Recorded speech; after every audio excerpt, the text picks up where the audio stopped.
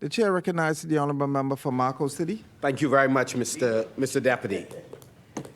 Mr. Deputy, I'd like to first extend condolences to the families of the following Marco City residents who've passed and others who we hold dear. To the family of Melody Gilbert, Raquel Wallace, Oswald Johnson, Peggy Cambridge, Lewis Clark, Angela Butterfield, we extend sincere condolences. And to the family of Reverend Dr. Shervin Smith, Bishop Hubert Pintard, Marquin Edwards, Agatha Bowe, Ricardo Eldon, Tracy Sands, Susan Roll, and to my college roommate, family from Ragged Island, to the family of Willamay Bridgewater, and to a cousin from Cat Island, Atama Bowe. We extend condolences to all of you in the passing of relatives. Mr.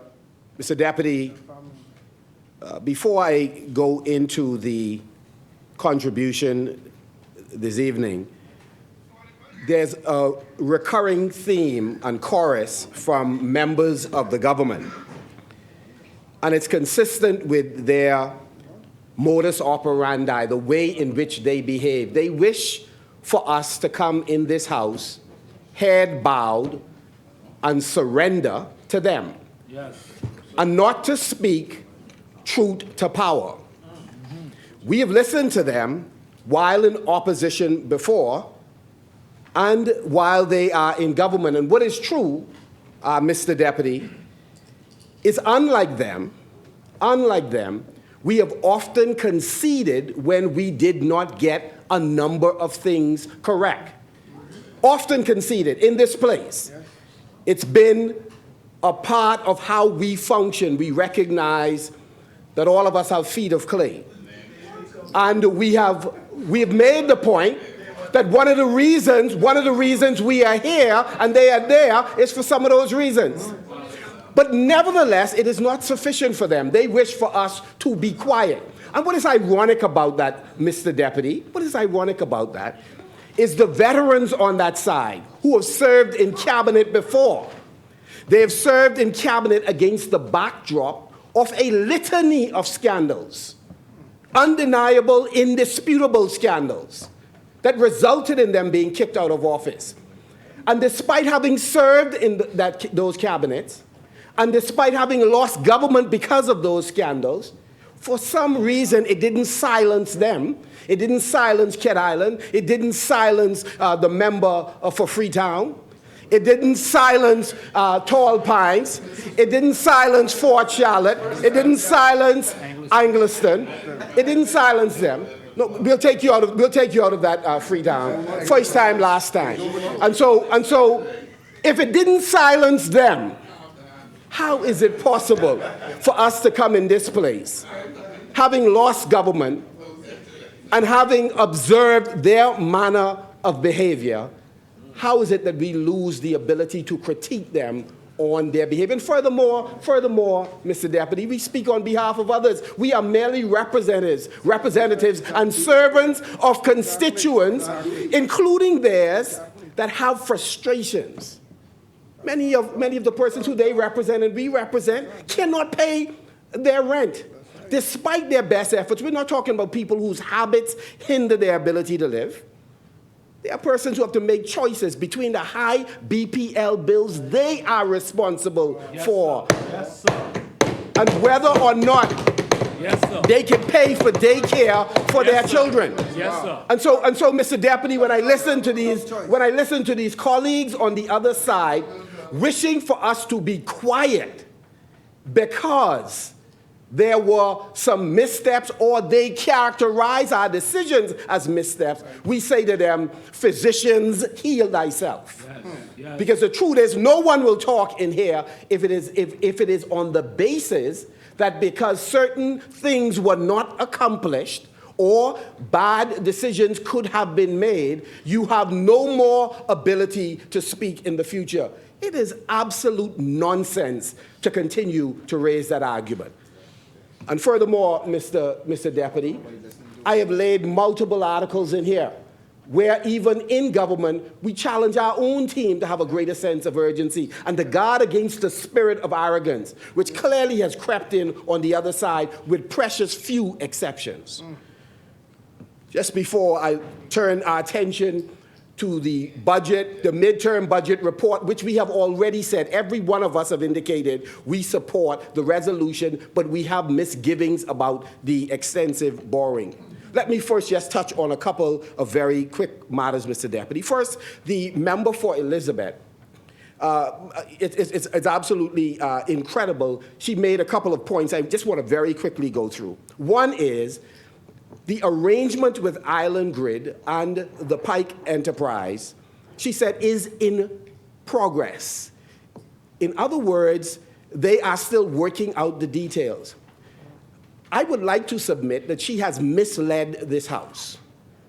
Because the reality is, when the Prime Minister and the member with responsibility for energy initially presented this arrangement, the presumption was, based on what we heard from them, is that the arrangements were made. In other words, they were able to commence work because they had sufficiently examined all of the considerations and they had signed off on an agreement that allowed persons to come in, to co-opt some of the staff of BPL to commence work because there was a critical need that was time sensitive. And now, months and months later, when the public recognized that some people parking up equipment appear to be leaving the jurisdiction, they come with this half-hearted, false explanation that they are still working out the details. It is absolutely untrue. They are unable, I believe, to pay the folks, Mr. Deputy. This is an administration that only fesses up after they are caught. So even when they talk about 0.5%, 5% discount, this has very little to do with some great care and compassion. I'm not suggesting that members opposite don't care about the Bahamian people, but I am saying it is not that feeling in their heart that people are suffering that moved them to that. It was a series of scandals back to back that motivated them to find a thing to incentivize this public, to get the public to calm down, because the natives are restless. And why are they restless? Because they have invested their trust in this administration, and they have found out that it has been misplaced trust, Mr. Deputy. And so each time you see them come with something, it is often to switch the discussion, to calm down people who are outraged at them living large while others, those that they ought to be serving, are suffering. The second thing about the BPL comments that were made is the minister has come once again to mislead the House. Let me remind the public, the BPL bills are higher than we are accustomed to because of this administration. The Prime Minister Davis and Alfred Sayers increases. They are responsible for this, having made bad decisions despite good advice that they have gotten. And let me say this. One of the problems with the argument offered by the minister is that the truth is the amount paid by residents is based on usage of the electricity. And the government made a decision that they were going, the first 200 kilowatts, they was going to basically cover that cost. And so not just the vulnerable Bahamians who we support getting a break, but all consumers got the 200 kilowatts. So those that are wealthy, those who live far out west, far out east, those who live on the ridge, those who used to charge $600 an hour for their consultation fee, those that make $250,000, $500,000 per year through their investments, all of them got the same break of 200 for the 200 kilowatts. Now, that's not a problem if this was a corporation that was making a ton of money, but they can't strap. So the corporation that's already broke took an additional $2.2 million hit because of an ill-advised decision to make sure that everybody is covered for the first 200 kilowatts. And yes, this winter was cooler than most. And so one of the other things that occurred is that the bills naturally went down. Remember, I said it's based on usage, so they use less energy. I would love to see them report this again 1 month, 2 months, 3 months from now. The bottom line is I do not believe them. And I don't believe the Bahamians believe them either. The second point that I just want to clarify real quickly and keep it moving is the Afro-Caribbean marketplace. The Afro-Caribbean marketplace, I want to say to all Bahamians who are listening, to the extent that this administration is engaging in conversations with brothers and sisters from the continent of Africa or the Caribbean is a good thing. Africa, in many ways, the various countries, and there's a mixed bag of success. Some are doing exceptionally well, others are struggling, but nevertheless, it is a huge market with a tremendous amount of resources, and there's potential for forging relationships that can be beneficial to us. And the Caribbean is the same. The concern, however, is this administration has an affliction of always overselling a thing and under-delivering on it. You remember the hotel sale in Grand Bahama. You remember the airport that is stalling.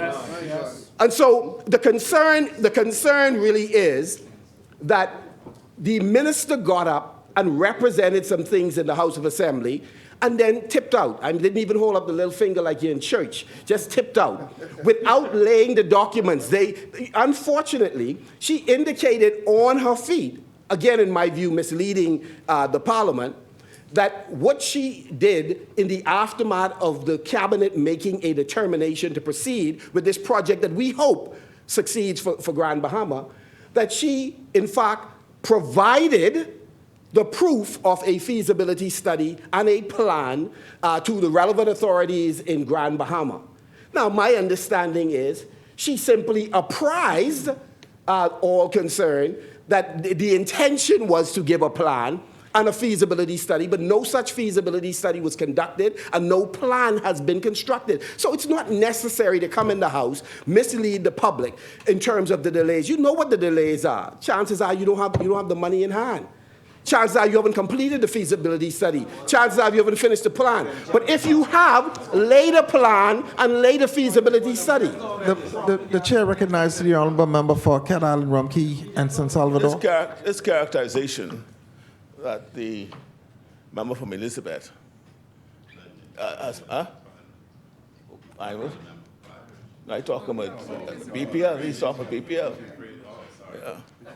It's misleading or misrepresenting the issue as it relates to what is occurring with the major transformation of energy in this country. Is clearly not supported by what he's saying. It's mere conjecture, surmise, fueled and informed by his own mistrust of this government. It's not at all fueled by any fact that was of evidence that's before this House. Right now, the fact is, he don't believe it. He's going to wait to see it, and just wait. You'll wait, and you'll see. Wait and see. I say, I'm going to allow you to speak. You said a lot of things before. You said, don't raise minimum wage, and what's going to happen?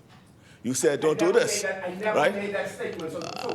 I'm saying, so Mr. Deputy Speaker, he could continue to speak speculatively, which is more informed by the position that he is in opposition, and so he has to find ways to oppose.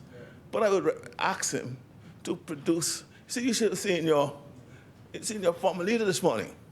I had to commend him.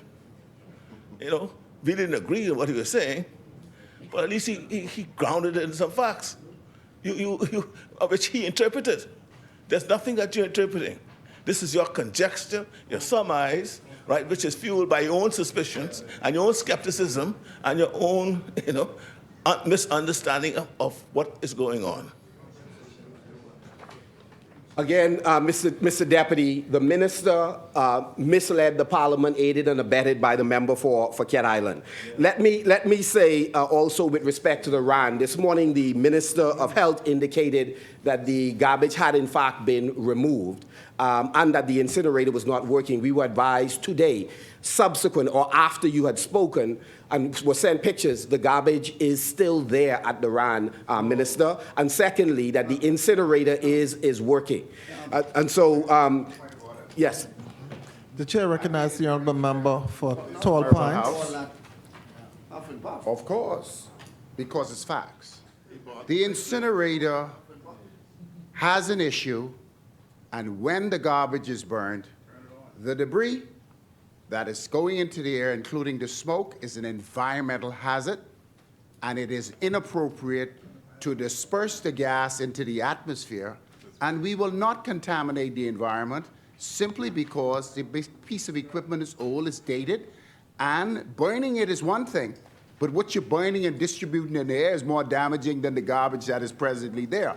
But I want the Bahamian people to know, and the residents of Grand Bahama to understand, that we have a contractual agreement to move the garbage from Grand Bahama to New Providence until we find a vendor in Grand Bahama who could discharge and handle the waste. So yes, there will be waste there because the ship actually moves it at a particular time, is containerized, and is shipped to New Providence for destruction. Minister, in the wrap-up, I would greatly appreciate if you were able to speak to a concern expressed by a number of persons that the NHI doctors have not been paid and that the dialysis unit at PMH is overwhelmed and understaffed, and that if patients are not receiving the care they need, nurses are then being pushed into 12-hour shifts, and that is an issue that requires urgent attention. I will not be wrapping up. I would answer your questions. I never said on my feet that there were not challenges at the Princess Margaret Hospital. I made it very clear that at the Princess Margaret Hospital, we have certain areas where we need to bring in more specialty services to the hospital. These services and these professionals are not sitting around waiting for us. These professionals need to be recruited if we can find them.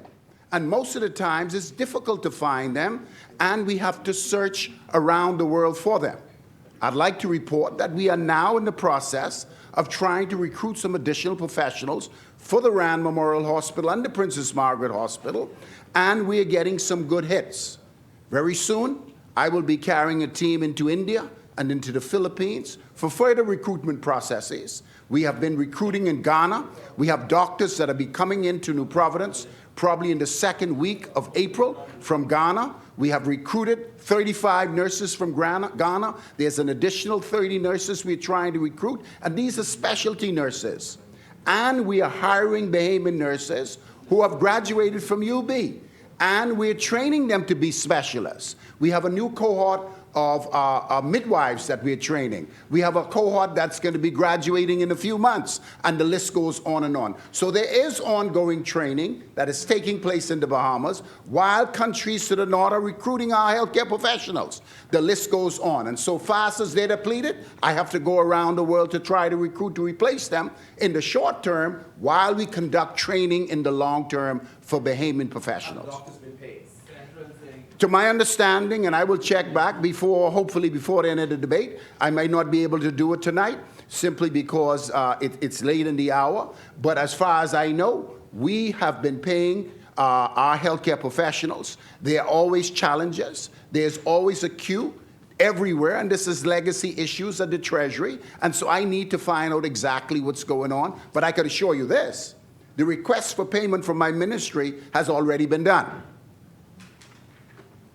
Thank you very much, Minister. Mr. Deputy, today Bahamians exhaled to some extent with respect to additional eggs being on the island. They only wanted to be assured there were no issues Again, from my time at Ministry of Agriculture, I know that BASFA is suitably qualified to make any determinations about health.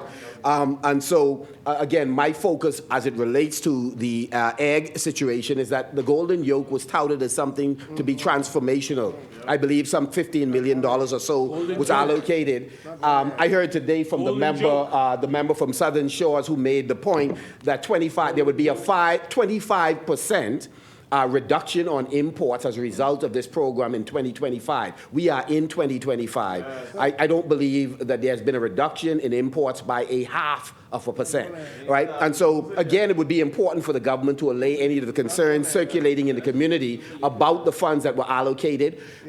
Has the funds been properly distributed? Is there an issue with the $15 million or thereabout? With respect to the moorings, Mr. Deputy, this is an administration that loves to talk about a series of scandals. I find it quite ironic that even though they continue to talk about the food program, I notice the partners in the food program, the government continues to seamlessly collaborate with them because the government does not have the capacity to meet the food security need in the Bahamas exclusively and does rely on a number of non-governmental organizations. So it is regrettable that they came with their dog and pony show and sought to savage the reputations of so many Bahamians. If they had a case against an individual or more, they should have, with precision, deal with that without giving the general impression that they were dealing with people who for decades been helping to meet the needs of people who are hungry in this country. But look at the way things have worked out. We are now in here talking about the Exuma mooring situation. No less than the Prime Minister's office is engaged in this project. No less is the signature of the Prime Minister that makes a determination around whether or not the seabed leases are going to be granted. No less than employees of the, we know for sure of one and quite possibly of another that's been involved in this matter. Now, this is quite incredible, that this is a government that only, again, let me be a little bit more generous, that often respond with a decision after they have been found out. Yeah. Public pressure is what determined the cancellation of the mooring deal. Yes. Public pressure. And that's why I say to the Bahamian people, no matter which government it is, if you believe something is not right or in the best interest of our country, you have to speak up. Yes. And so this administration, only when the pressure comes, certainly the member for Cat Island was fully aware that armed officers accompanied Inland Revenue and other stakeholders in government to go into businesses, and the result was, even if the intention wasn't, was to intimidate.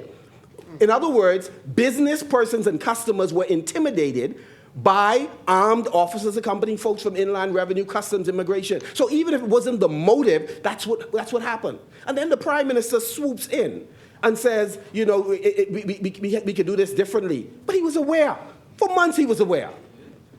And so we have to, again, say to the government that the mooring situation in Exuma requires a full investigation. We must know what triggered the series of decisions. See, for those of us who've sat in cabinet, we understand a little bit about how this works. How is it possible for the Deputy Prime Minister not to be surprised at the response of all concerned and is pleased with the result of it being canceled when he sat in the very cabinet that made a decision on this matter? I mean, this is mind-boggling. In other words, what he's saying by that admission, that he's saying that the decision made by others, i.e. my colleagues, was such an egregious decision. I didn't win the argument on that day. And it's a shame that they went ahead with this, but thank God for my constituents standing up and speaking truth to power. Now it's off the table. And that tells you about how our Prime Minister manages his cabinet. That you can have multiple members who can say on their feet about a fundamental project that the government supports, we are not on that run. and the Prime Minister seamlessly moves on. That's part of why they are getting very little done in this administration when it comes to fundamental issues about the sovereignty of this country, about the ownership of this country, about the thousands of acres that they've made available to people who are friendly to this administration. And again, Mr. Deputy, just before I go into my presentation, let me raise a matter concerning the Western Atlantic Medical School. It is my understanding that the Western Atlantic School of Medicine, that they are in the process. They're in the process of completing the project that they have started. They've gone through phase 1. I understand their inability to move on with phase 2 and 3, after having put, I believe it's some $60 million in the ground, is that the government has not proceeded with the heads of agreement.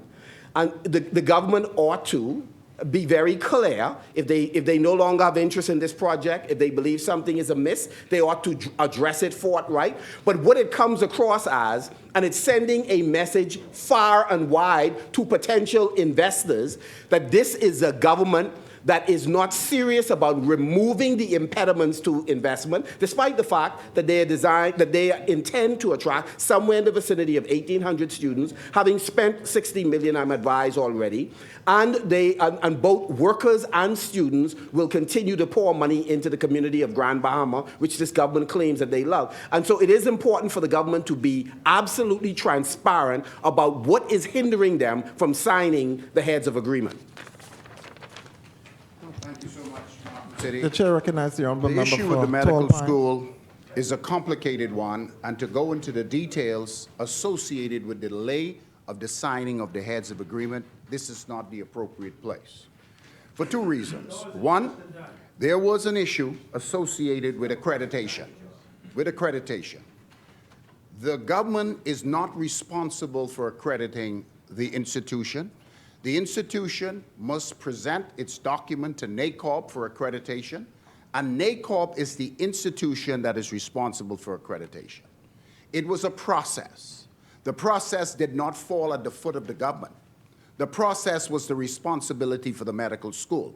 Now, with that being said, the ministry, as well as the NEC, is working diligently to resolve this particular problem. I'd like to say on my feet that this matter is pretty much completed. There are some finer details that need to be done, and when that's done, this matter would be resolved. It has already proved and have already been passed through cabinet. There are a few little small indicators that does not fall at the feet of the government. But the reality is, it is worthwhile because the institution is playing a significant role in the Commonwealth of the Bahamas.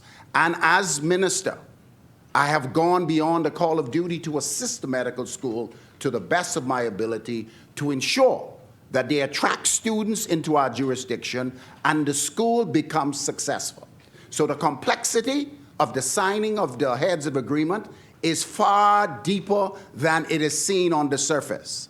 But I assure you that this matter is near completion, and I would like to see it done, and I know the Prime Minister is pushing very, very diligently to resolve this matter in the matter of a week or 10 days.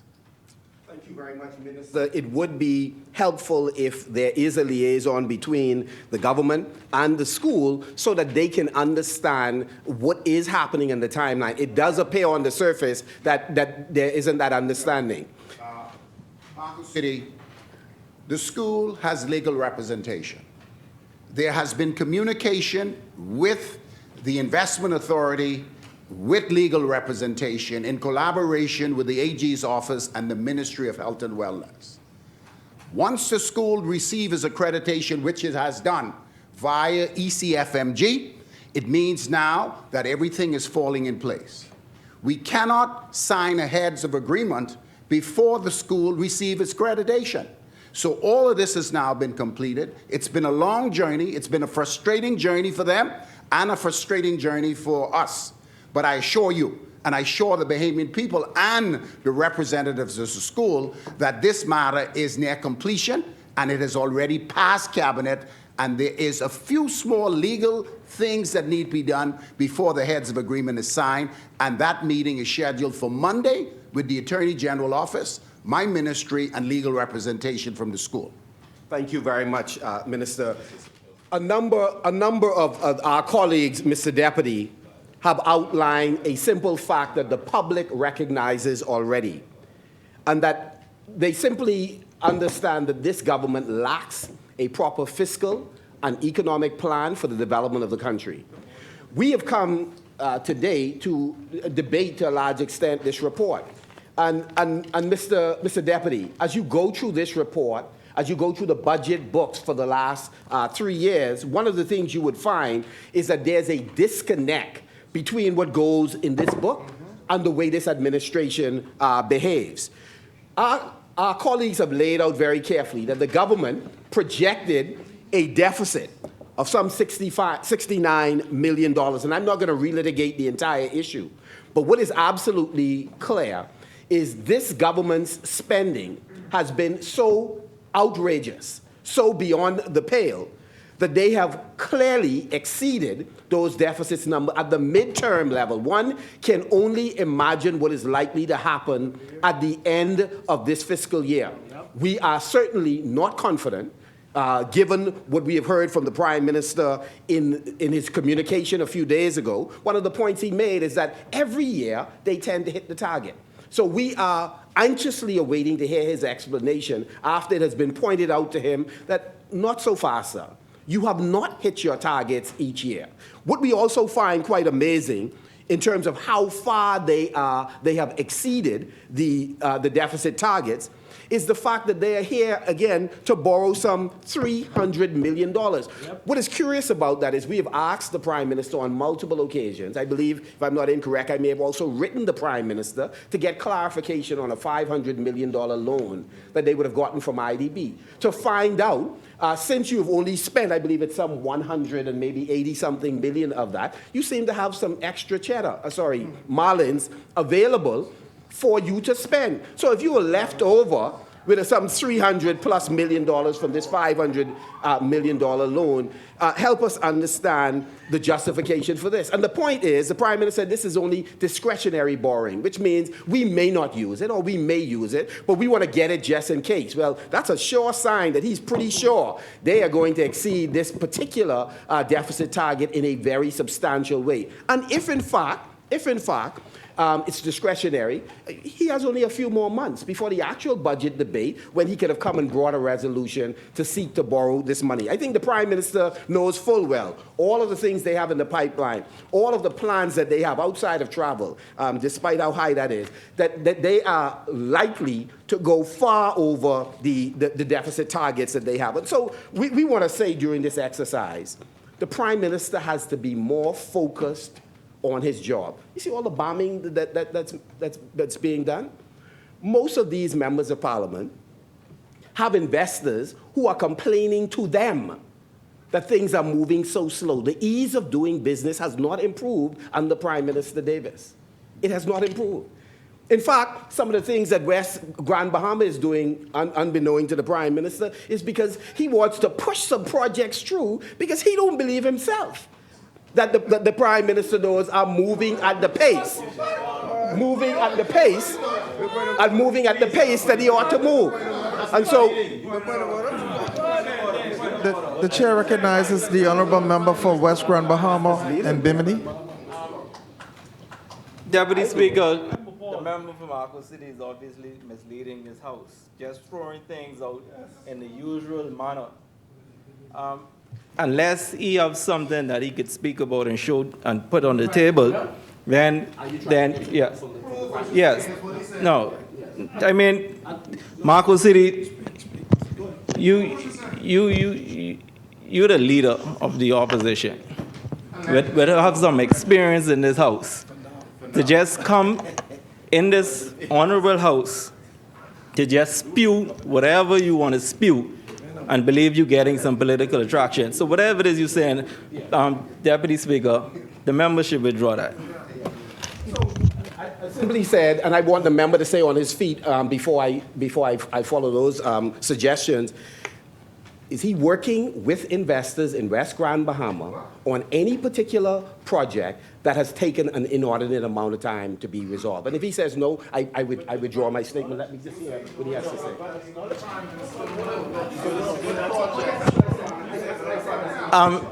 Deputy Speaker, I don't work in the Bahamas Investment Authority. That is for the professionals in that agency. And so I don't know what the member is talking. Thank you, Honorable Member. Honorable Member, are you going to withdraw? So he didn't answer the question, but if he answers it directly, I have no problem withdrawing. I'm just asking whether or not there are any projects that he's working on with any group of investors that there's a challenge getting things resolved in a timely fashion. If he says no, then they would hear him, the Prime Minister would hear him, and I have no problems with that. If the answer is no, then I say, colleague, no. Okay. So, Mr. Deputy, the Prime Minister cherry-picked, and let me go very quickly, the Prime Minister cherry-picked the rate at which our economy is growing. We wish to work with the Prime Minister to ensure that we could grow at a percentage that would allow us to meet not just present challenges, but those we anticipate will emerge. The Prime Minister seeks to represent to the public, as he did with the VAT receipts. He's saying, listen, we are collecting record amount of VAT money, which is, you know what is amazing about that? The Prime Minister is bragging about the burden, the taxes on the backs of Bahamian, and boasting as if his administration is doing something extraordinary. He doesn't attribute any of the VAT receipts to inflationary pressures on the Bahamian people. It's not a moment for him to be gloating and boasting. And one of the additional reasons why he shouldn't boast and gloat is because for all of the revenue he has earned, the deficit continues to get worse. And the Prime Minister does not have a whole lot to show for it. I heard the bombing on these desks that need to be changed, right? I've heard people celebrating a whole list of things that they have done. Every administration that comes in this house can give a long list, and for a moment it makes you excited. But there's a difference between output and outcome. So what they identified was a whole lot of output. We did this, we did this, we did this. But why is it not helping the lady on McCullough Corner, the brother in Key West Street, who's struggling the choices between rent and the electricity bill? Why isn't it helping somebody in Limewood Lane, in Marco City, or in St. Barnabas? What they are boasting about is output, plenty activity, but the results are not felt on the ground by the average Bahamian. That's why they're angry. And the PLP is tone deaf. That's why people are angry when somebody is accused of hiring a jet to fly halfway around the world for a meeting to seek money that would probably be less than what he pay on the jet. Now, if it's false, then you only clarify. Just say, I didn't spend $500,000, I didn't spend $800,000, I didn't spend $1 million on a. The bottom line is we are not slow. We clearly understand that government leaders need to travel. We do know the entourages don't have to be as big as this administration. But we know you have to carry some people because they are angry with you for other reasons, so you give them a trip hoping that would soothe the wounds, eh? And the truth of the matter is, it's very difficult for a prime minister, I believe, or a minister to clear their tray, their in-tray, if they are out traveling the world as regularly and as relentlessly as this administration is. It's very difficult. And so at the end of the day, we believe that the Prime Minister has to settle down and focus. We saw the FS was here the other day. Quite frankly, some of the most heavy decisions being made in the country is being made, it appears, by the Financial Secretary. And the truth is, major policy decisions are determined by persons who sit in cabinet, who have a fiduciary responsibility to residents who have given them a chance to be in this house, who are saying that, listen, your priorities are not ours. We have other considerations and other interests that you are not presently addressing. With respect to small business development, for example, it's most unfortunate that this government has not followed what we have left in place. Over a 3-year period, I believe we would have spent somewhere around $150 million on small business development. This administration is struggling in 1 year to find $20 or $30 million. And so, again, the Prime Minister has to settle and he has to discipline his team so that persons spend money wisely and consistent with the priorities that are important for the Bahamian people. And let me just, as I wrap up, comment on this issue of housing. The Free National Movement, under my leadership and the team that I would lead into the election and succeed with, we intend to do what is a tradition in this country. The F&M has a strong reputation for decades of building thousands and thousands of homes. And we will do it again. We will do it again. The difference between us and them is, Mr. Deputy, we will make sure Bahamians who, 12,000 plus of them who are trying to get homes, that we will make sure that we don't cherry pick between F&Ms and PLPs and others. We believe every Bahamian deserves an opportunity. That's why we believe in competitive bidding, because too many people are left out of the food chain, and everybody in this country deserves to eat. And so we intend to run a robust housing revolution. And we believe that it is time. And over the course of the next few months, we are going to come back to this House with recommendations around how you can link the moorings, how you could link a land trust for the building of homes and the starting of business to the Bahamian Sovereign Wealth Fund, so that we are in a position as Bahamians to benefit from using government assets, the people's assets. And so, Mr. Deputy, if only for 2 minutes, Mr. Deputy.